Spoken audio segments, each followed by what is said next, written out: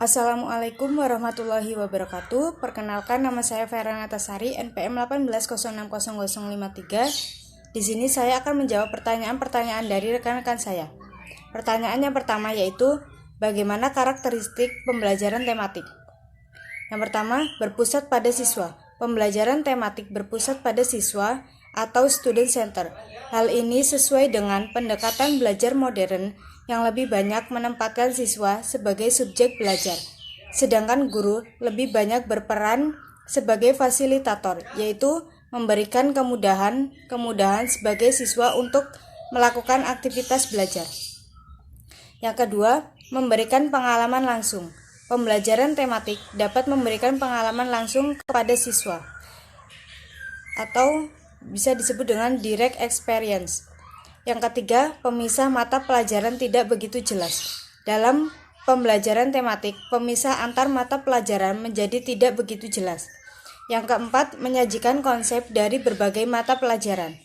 Pembelajaran tematik menyajikan konsep-konsep dari berbagai mata pelajaran dalam suatu proses pembelajaran. Yang kelima, bersifat fleksibel. Pembelajaran tematik bersifat luas atau fleksibel, di mana guru dapat mengaitkan bahan ajar dari satu mata pelajaran dengan mata pelajaran yang lainnya.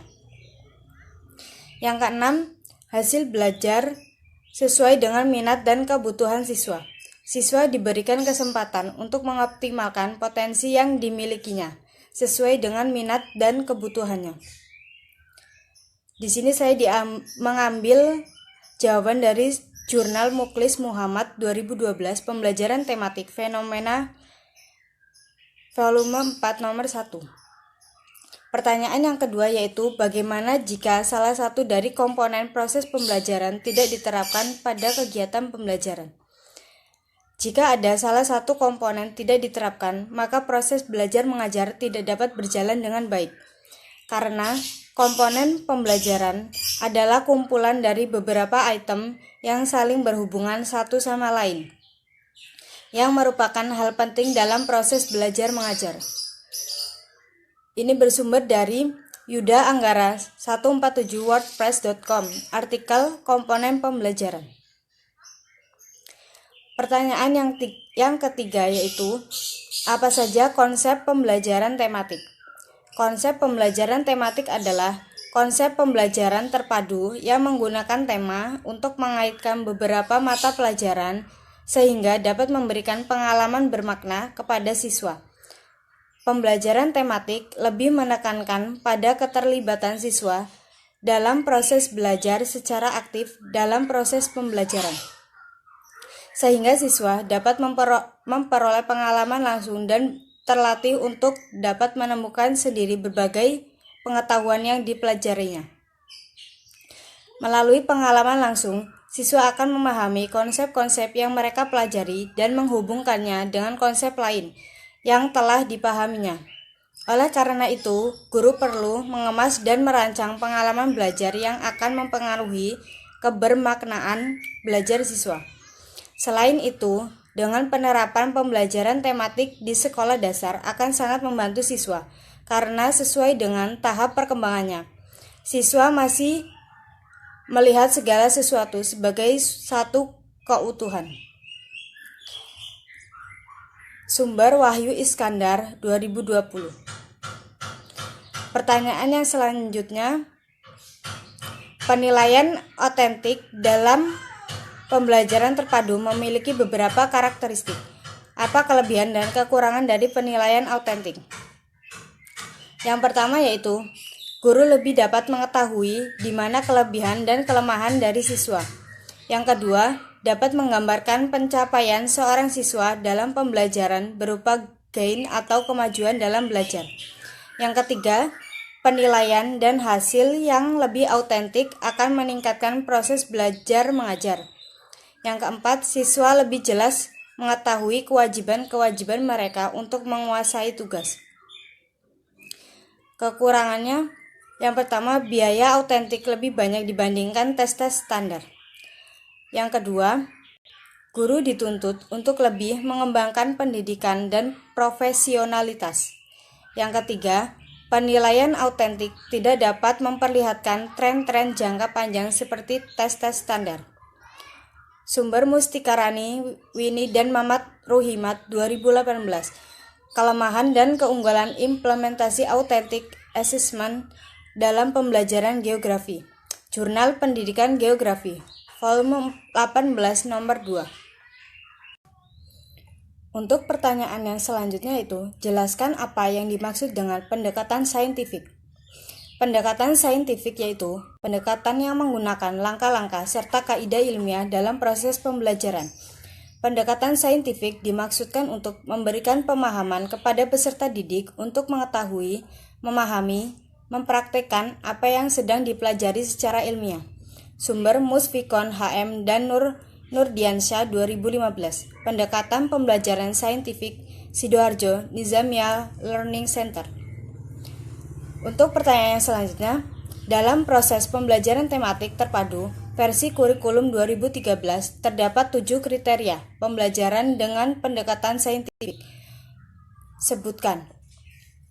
Yang pertama yaitu substansi atau materi pembelajaran benar-benar berdasarkan fakta atau fenomena yang dapat dijelaskan dengan logika atau penalaran tertentu. Bukan sebatas kira-kira, hayalan, legenda, atau dongeng semata. Yang kedua, penjelasan tenaga pendidik, respon peserta didik, dan interaksi edukatif tenaga pendidik peserta didik harus terbebas dari prasangka yang serta-merta. Pemikiran subjektif atau penalaran yang menyinggung dari alur berpikir logis.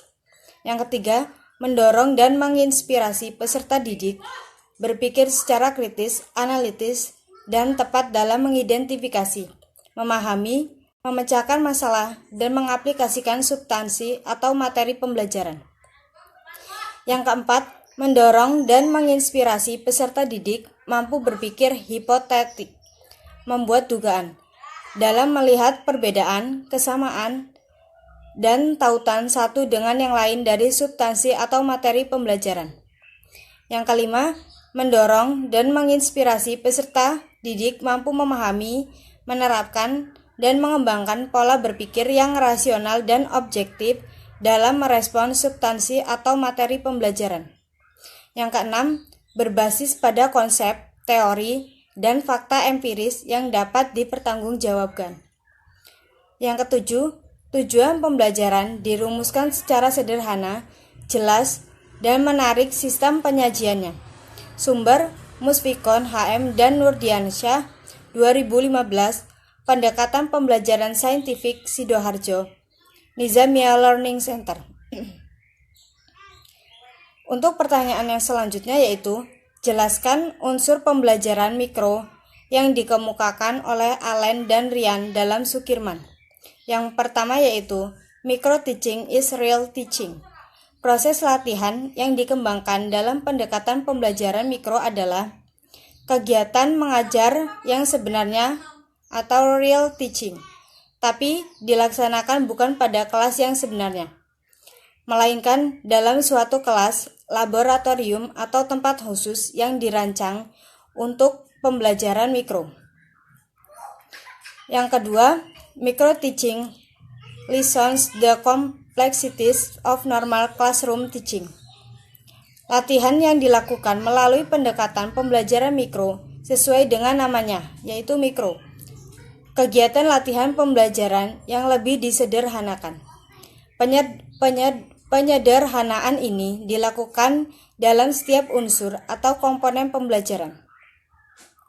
Oleh karena itu, kegiatan latihan mengajar yang dilakukan dalam pembelajaran mikro berbeda dengan kegiatan pembelajaran yang normal pada umumnya, seperti lazimnya ketika seorang guru mengajar di kelas yang sebenarnya.